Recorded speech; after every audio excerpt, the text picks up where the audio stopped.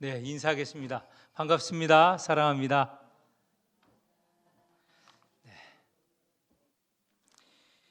어, 요즘 교회에서 한 20분 정도 한국 교회 이야기라는 책을 가지고 같이 공부를 하고 있습니다. 20분이 참석하는 것은 사실 적은 숫자가 아니죠. 이 현장에서 하는 공부가 아니고 줌으로 공부를 하고 있습니다. 그런데도 20분 정도가 열심히 지금 참여하고 있는데 어저께 공부한 가운데 제가 문득 기억이 나서 오늘 본문과 관련이 있어서 말씀을 드리도록 하겠습니다. 초기 선교사 가운데 이 복음을 전하라고 보내는 처음 선교사는 우리가 잘 아는 대로 장로교에서 언더우드, 감리교에서 아펜젤러, 이 두 분 선교사입니다. 언더우드는 한국에 올 당시 아직 총각이고 아펜젤러는 결혼한 부부가 들어왔습니다. 그리고 그 시기에 또 같은 선교사가 들어왔는데 의사인 스크랜턴과 부인, 그리고 거기에는 그 스크랜턴이라는 의사의 어머니, 스크랜턴 대부인이라고, 왜냐하면 부인하면 스크랜턴의 아내를 말하고 그 어머니를 이를 때는 대자, 큰 대자를 써서 대부인이라고 이렇게 부릅니다. 스크랜턴 대부인. 그분은 물론 아들이 의사로서 한국에 간다는 이야기를 듣고 그분의 나이가 53세인가 그렇습니다. 근데 그 당시에 미국인 기대 수명이 50대 초반인가 그래요. 40대 후반인가 50대 초반. 벌써 오래 전이니까. 근데 이분은 벌써 그 기대 수명을 넘은 거죠. 오늘 우리로 말하면 우리나라 남성의 기대 수명이 79세 전후고 여성이 82, 3세 전후 아닙니까? 그러면 그분은 말하자면 지금과 비교해서 본다면 85세나 어쩌면 90세 가까운 연령이라고 말할 수 있죠. 꼭 그렇다는 건 아니고 그냥 그 기대 수명을 두고 이야기한다면 그럴 수 있습니다. 근데 이분이 와서 한 업적이 대단합니다. 이화 여자대학교를 세운 분입니다. 그러니까 처음에는 이화 학당을 세워서 거기서 어린 아이들을 키우다가 이화 여고도 지금 정동에 있지 않습니까? 그 여고를 세우셨고 나중에 이화 대학교가 되는 그런 것을 세운 대단히 훌륭한 분이시죠. 근데 이분이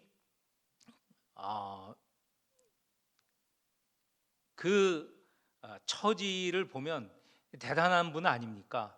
그런데 한국에 와서 이제 그 아들 내외와 함께 한국에 와서 선교를 시작을 하는데 아들이 의사로서 선교를 하고 있지 않습니까? 그런데 도대체가 그 환자들이 오지 않는 거예요. 서양 사람들에게 오는 걸 두려워했고 어떤 면에서 두려워했냐면 저 사람들 혹시 야소교, 예수를 전하여 혹시 예수교와 관련이 되어 있으면 아직 그 당시에는 복음의 전도, 복음을 전하는 일에 자유로운 때가 아니거든요. 잘못하면 큰 코를 다칩니다. 그래서 두려워한 거예요. 혹시 야소교를 전하는 것 때문에 어려움이 있을까 두려워하는데, 그래서 이 스크랜턴 대부인은 사람을 찾으러 다녀요. 환자들을 찾으러 다녀요. 그래서 환자를 찾으러 다니는 중에 당시에 돌림병, 전염병이 확산이 되거든요. 콜레라 때문에 많은 사람이 죽고, 그리고 그게 이제 전염병이기 때문에 집에 있을 수 없어요. 그러니까 밖에 내다 버리기도 하고 또 나가라고 해서 그렇게 버려지기도 합니다. 그런 가운데 죽어가는 한 여인, 그리고 그 아이 얘는 4살짜리인데 그 둘이 엎어져 있는 거예요. 죽어가는 거예요. 그걸 붙들어서 병원으로 옮기고 한 달 치료해서 그 부인이 살아나게 됐어요. 그리고 그 아이도 키웁니다. 나중에 그 아이가 4살짜리 아이였는데 나중에 이화학당에서 공부하고 일본까지 유학 가게 되는, 그러니까 버려진 아이가 그렇게 바뀌게 된 일이 있었던 것이죠. 근데 지금 제가 말씀드리고 하는 것은, 정작 말씀드리려고 하는 것은 지금부터입니다.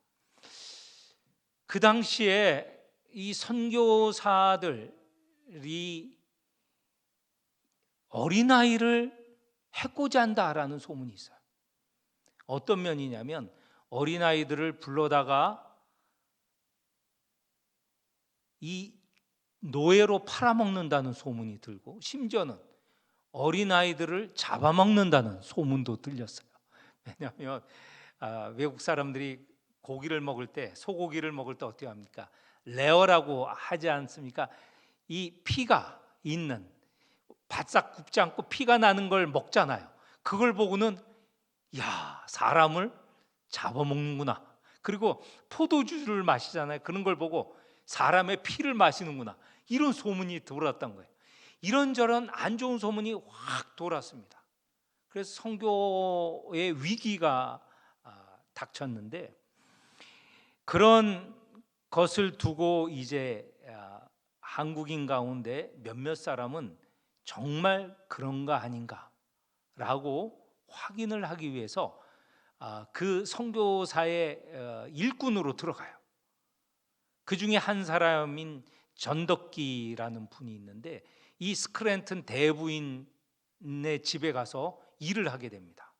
그런데 이 사람은, 전덕기는 그냥 보통 상민이에요. 보통 상민, 숯을 구워다가 파는 그런 보통 사람이었죠. 그 사람이 그 스크랜튼 대부인 집에 들어가서 일을 하는데, 이 대부인이 이 일하러 온 이 전덕기라는 분을 굉장히 높여 대하는 거예요. 늘 한국말을 쓰려고 애를 써요. 왜냐하면 영어로 쓰면, 이 전덕기가 있을 때 영어로 쓰면 소외되어 있잖아요. 소외되죠. 영어를 모르는 전덕기는 무슨 말인지 모르잖아요. 그래서 이 양반이 가능하면 한국말을 쓰려고 해요. 그래서 그 대화의 소외가 안 되게 했고, 또 하나는 항상 이 낮은 종처럼 들어와서 일하는 사람에게 높임말을 쓰는 거예요. 높임말을 쓰는 거예요. 그러니까 자기를 굉장히 귀하게 대해주는 것이죠. 그리고 실질적으로 어떤 면이 있었느냐, 밥을 먹을 때 보통은 뭐 주인이 밥상이 있고 저 일하는 사람 밥상이 따로 있지 않습니까? 그런데 이렇게 식사를 안 하고 그 사람, 자기 집에서 일하러 들어온 사람과 같은 상을 차려서 같이 밥을 먹는 거예요. 이 같이 밥을 먹는다는 것은요, 식구로 여긴다는 거예요. 형제, 자매로 여긴다는 거 아닙니까? 그래서 이 사람이 그곳에 4년간 있게 돼요. 그러면서 이 스크랜튼 대부인의 그 신앙을 제대로 보고 감동을 받은 거예요. 그래서 이 사람이 예수를 믿게 돼요. 그리고 전덕기 목사가 됩니다. 근데 이분이 얼마나 훌륭하냐면, 지금 서울에 올라가면 남대문에 상동교회가 있습니다. 그 상동교회에 담임도 되는데, 이 상동교회에서는 독립운동가들이 수두룩하게 거기 배출이 됩니다. 수많은 사람들이 거기서 감동을 받고 나라와 민족을 위해서 그 일꾼으로 독립운동을 하는 사람으로 나오게 되는, 이 중요한 역할을 이 전덕기라는 사람이 하게 돼요. 그러니 스크랜튼 부인의 그 섬김이 이 전덕기라는 한 보통 평범한 사람을 바꾼 거예요. 이 사람을 통해서 초기 기독교 역사에, 특별히 우리 민족 독립운동을 위해서 일한 일꾼들이 많이 배출이 된 겁니다. 만약에 스크랜튼 이 대부인이 보통 일반 가정에서 보는처럼 주인과 또는 일꾼 사이의 관계로 대했다면 그런 일이 있겠습니까? 이 스크랜튼 대부인은 사실은 한국에 오지 않아도 미국에서 편히 살 뿐이에요. 그런데 굳이 아들을 따라서 그 당시에는 연로한 나이로 한국에 와서 이렇게 귀한 일을 하게 됐고 많은 역할을 했던 겁니다. 자, 스크랜튼 대부인이 그렇게 된 것은 다른 게 아니고 예수 그리스도를 믿는 한 신앙, 한 신자로서 그가 한국에 오게 되었고, 또 예수 그리스도를 본받아서 그와 같은 생활을 함으로 인하여서 그런 전덕기를 변화시키고 많은 이들을 변화시킨 겁니다. 이 스크랜튼 대부인에게 아까 4살짜리 죽어가는 엄마와 함께 있었던 4살짜리 걔를 이화학당에서 공부시키고 일본에도 유학 보냈지만, 또 여메레라는 또 한 여성은 또 불러서 교육을 시키고 그가 이화학당에서 공부하고 또 나가서는 진명여고라는 학교를 세운 설립자가 돼요. 이런 식으로 큰 영향을 미치는 거죠. 한 사람이 영향을 끼치게 되면 바로 이런 많은 이들이 감동을 받고 그들을 통해서 그 당시의 사회와 문화가 바뀌어지고 나라를 위한 일꾼들이 수두룩 배출이 되는 겁니다. 오늘 예수 그리스도 한 분으로 인하여서 이 세상의 역사가 바뀌어졌죠. 세상이라는 것은 이 역사라는 것은요, 상징적으로 예수 그리스도가 오심으로 바뀌게 된 것을 우리가 이렇게 표현하지 않습니까? BC, AD. BC라는 것은 뭐냐면요, 영어로 before C, Christ. 그리스도가 오기 전 시대. 그러니까 예수님이 오기 전 시대가 있었고, AD, 아노 도미네, 주님의 해로부터, 그러니까 예수님이 오신 해로부터 이제 시작이 된 거예요. 그래서 서기라고 하는 거 그 번역한 거예요. 서양역이지만 예수께서 오신 이후부터 역사가 바뀌었다는 것입니다. 우리는 기독교 우리 교회에서는 어떻게 표현합니까? 주님이 오시기 전에는 주전, 주님이 오시기 전, 주전, 그리고 주님이 오신 이후에는 주후, 그렇게 표현하지 않습니까? 교회에서 주전 주후뿐만 아니라 세상 역사에서도, 세상에서도 시대를 표현할 때 before, BC, AD 이렇게 표현을 하는 거예요. 그렇게 예수 그리스도가 오심으로 인하여서 세상이 바뀌었다는 거예요. 그런데 그렇게 바뀌었다는 것에 성서적인, 성경적인 의미에서 가장 잘 드러낸 것은, 물론 나중에 우리가 마가복음 읽으면서 뒤에 15장, 16장 가면서 이제 거기서 드러나지만, 예수님께서 십자가에서 고난을 받으시고 죽으시고, 그렇지만 사흘 만에 부활하시는 그 사건이 결정적인 사건이지만, 예수님이 그런 고난과 죽음, 부활을, 그 의미를 말씀하신 것은 오늘 우리가 읽은 본문이에요. 그래서 저는 오늘 우리가 읽은 본문이 우리 예수 그리스도의 이 정신, 예수 그리스도의 그 사상, 또 그분이 앞으로 하실 귀한 거룩한 일을 잘 요약한 말씀이라는 것이죠.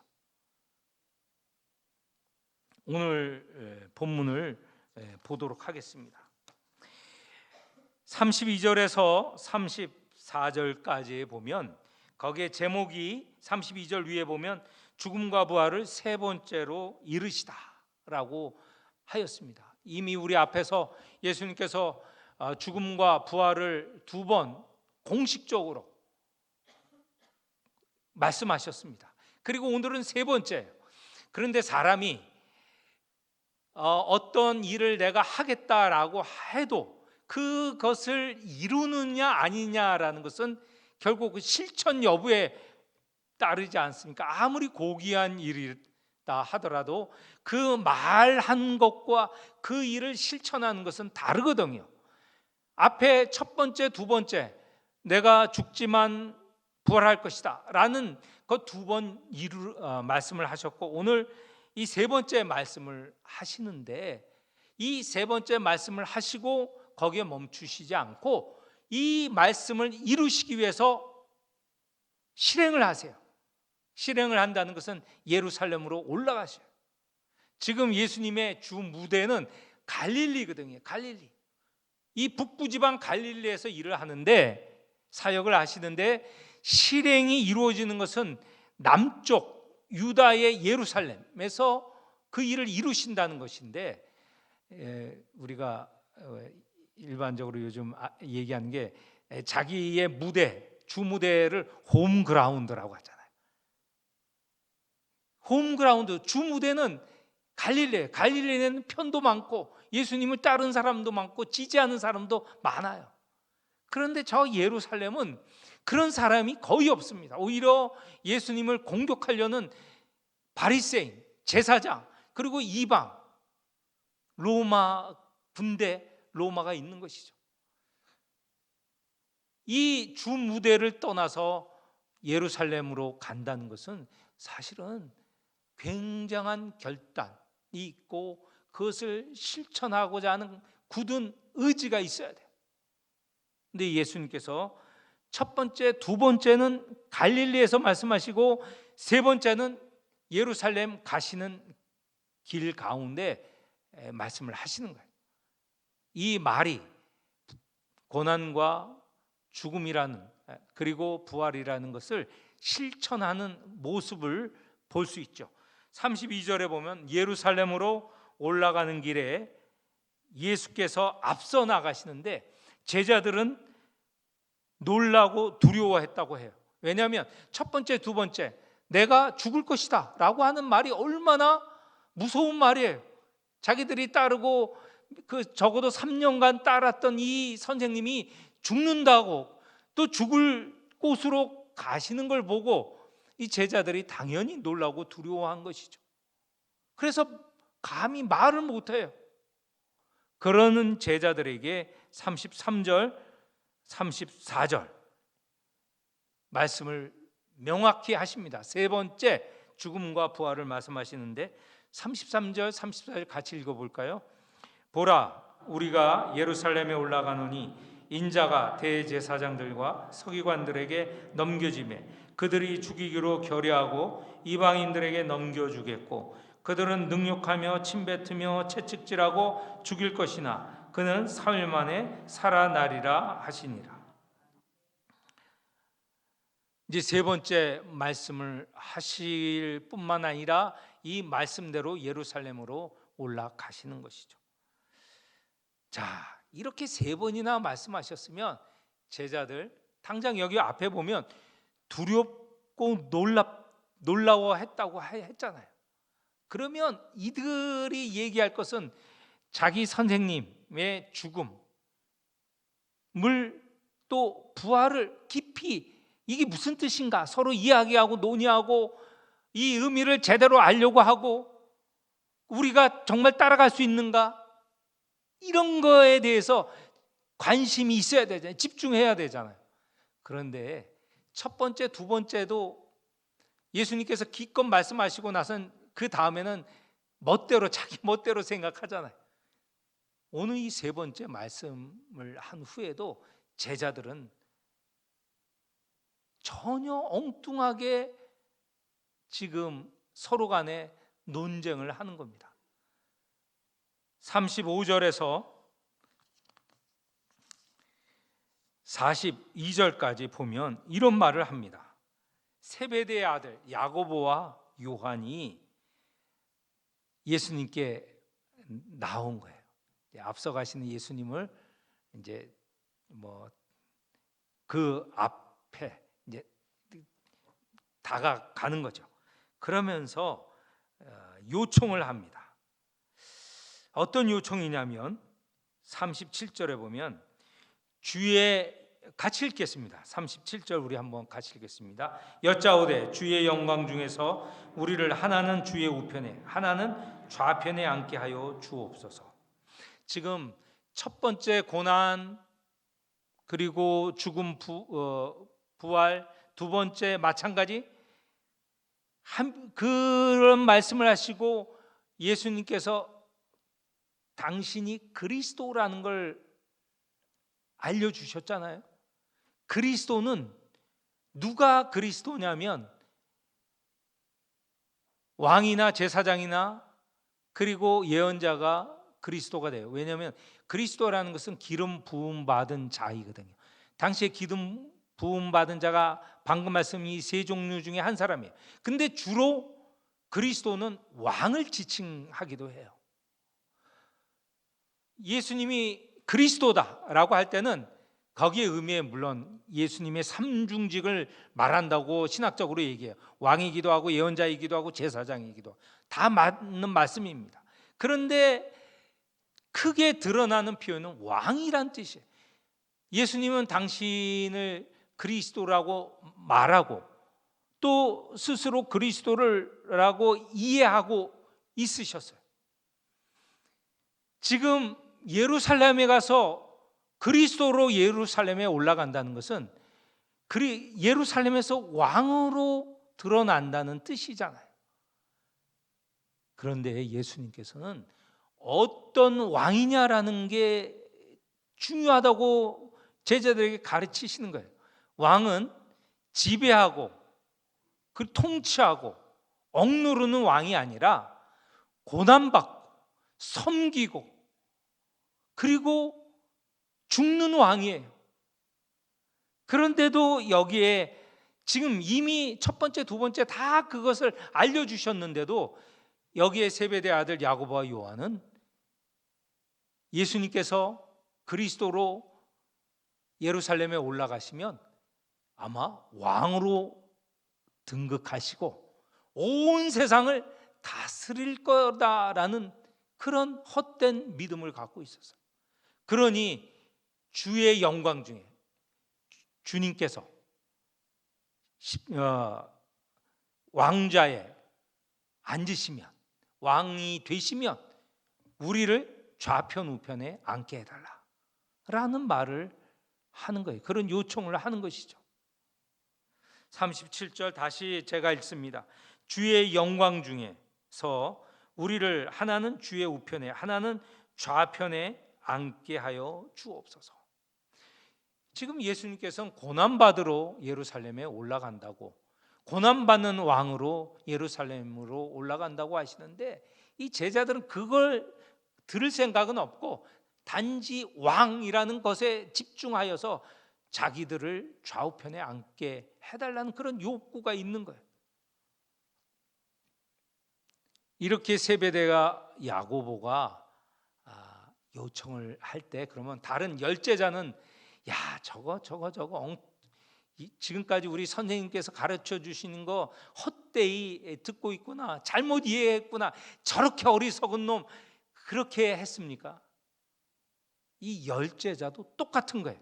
오늘 우리가 읽은 본문 41절에 보면 열제자가 듣고 야고보와 요한에 대하여 화를 내거든. 화를 낸다고 그래요. 무슨 뜻입니까? 자기들도 높은 자리에 앉아야 되는데 지금 야고보와 요한이 선수를 친 거예요. 먼저 이야기를 했으니 선생님이 저들에게 그 높은 자리에 좌의정 영의정 저런 자리에 앉히면 어떡하나, 우리는 어느 자리에 앉지, 우리 자리는 어디에 있어. 화가 난 거예요. 이 열제자 가운데는 베드로도 물론 포함되어 있습니다. 베드로도 같은 마음이에요. 지금까지 여기에 상황에 보면 같은 마음입니다. 여러분은 만약에 이 자리에 있어 계셨다면 어떤 요구를 하셨을까요? 어떤 이해를 하셨을까요? 나는 주님이 고난 받으신다고 하는데 나도 고난에 동참할 거야, 이렇게 하셨을까? 나는 높은 자리가 아니야. 무슨 높은 자리야? 지금 우리 주님도, 우리가 따른 선생님도 섬기려고, 고난받으려고 오셨다고 하는데 나도 고난받고 섬겨야지, 이런 마음을 가지셨을까? 우리는 지금 성경을 통하여서 예수님의 전 그 사역 과정을 압니다. 고난받고 부활하시고 승천하신 것, 그 모든 것을 알고 있어요. 알고 있지만, 알고 있으면서도 우리 주님께서 여전히 고난받고 부활하고 승천하신다, 이미 알고 있어요. 우리는 모든 과정을. 그걸 알고 있으면서도 아마 이 자리에 있게 된다면, 그래, 나 이 모든 것을 알고 있으니 그 그리스도의 원래 의미, 고난받는 그리스도의 의미를 나도 알고 있고, 우리 주님이 그렇게 고난 받으시니 나도 그렇게 할 거야, 그러고 있는가요? 지금 우리 이 자리에 앉아 계신 우리 성도 여러분, 나도 주님을 따라서 지금 이 시기에 주님과 같은 고난, 주님과 같은 그런 길을 따르겠습니다 하면서 따라가고 있나요? 한번 깊이 생각해 볼 시간입니다. 그러면서 이 말씀, 12제자 모두가 다 높은 자리, 그 다음에 섬김을 받으려고 하는 그런 다툼이 있을 때 이렇게 말씀하십니다. 42절, 이방인의 집권자들을 말씀하시면서 이방인의 집권자들, 이방인의 왕이다, 높은 사람들 다 섬김을 받으려 하고 또 지배하려고 한다. 그러나 너희들이 정말로 어떤 자세로 살아나가야 될 것인가 라는 것은 43절 이하의 45절에 말씀하고 있습니다. 너희 중에는, 43절입니다, 그렇지 않을 것이다. 너희 중에 크고자 하는 자는 너희를 섬기는 자가 되고, 너희 중에 으뜸이 되고자 하는 자는 모든 사람의 종이 되어야 하리라. 사람들은 크고자 하면 경쟁하여서 다 물리치고 자기가 으뜸이 되어야 해요. 그리고 으뜸이 되는 사람은 모든 사람을 자기 밑에, 자기는 왕이 되고 자기는 높은 자가 되고 다 종으로 만들어야 돼요. 지금 세상의 원리는 그렇지 않습니까? 그런데 예수님은 세상의 원리와 거꾸로 된 그런 것을 말씀을 하세요. 크고자 하는 자는 섬기는 자가 되고, 으뜸이 되고자 하는 자는 종이 되어야 된다. 예수님의 일생을 보세요. 예수님은 하나님 그 자신이셨으나 낮아지시고, 그래서 종이 되셨다고 하셨어요. 빌립보서 2장의 말씀입니다. 그렇게 이 땅에 오셔서 살아가셨어요. 섬기는 자로, 종으로 살아가셨어요.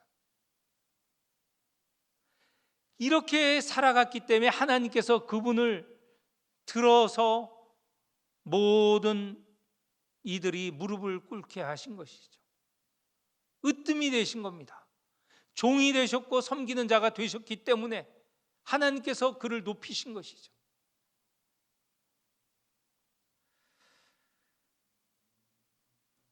45절, 이게 지금까지 오늘 우리가 읽은 본문의 주제절이고, 마가복음의 주제절이고, 또 예수님이 이 땅에 오신 목적이 잘 나타난 구절입니다. 이 45절은 우리가 사실 암송을 할 수 있어야 됩니다. 45절 같이 읽겠습니다. 마지막 절 시작. 인자가 온 것은 섬김을 받으려 함이 아니라 도리어 섬기려 하고 자기 목숨을 많은 사람의 대속물로 주려 함이니라. 아멘.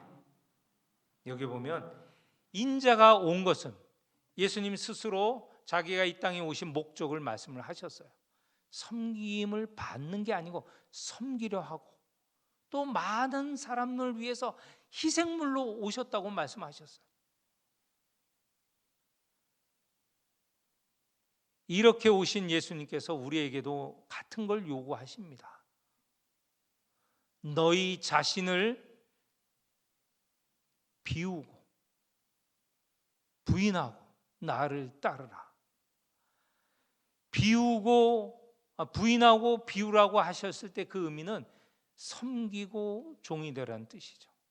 섬기고 종이 되라는 뜻입니다. 그래서 우리 교회에서 누가 으뜸이냐? 보이지 않는 곳에서 섬기는 사람이 으뜸입니다. 누가 큰 자냐? 사람들이 저 사람은 종처럼 지내는 사람이 큰 자입니다. 이게 하나님 나라 원리예요. 그런데 이 교회 안에서도 세상의 원리가 자꾸 들어오고 있어요. 세상의 원리 자꾸 들어오고 있어요.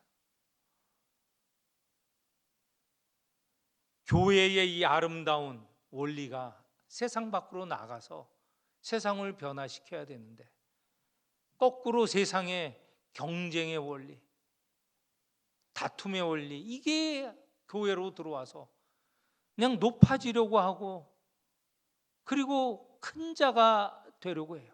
거기에 따르는 일, 섬기고 종이 되는 건 다 버리고 거꾸로 지금 되고 있습니다. 우리가 가슴을 치며 회개하고 돌이켜야 됩니다.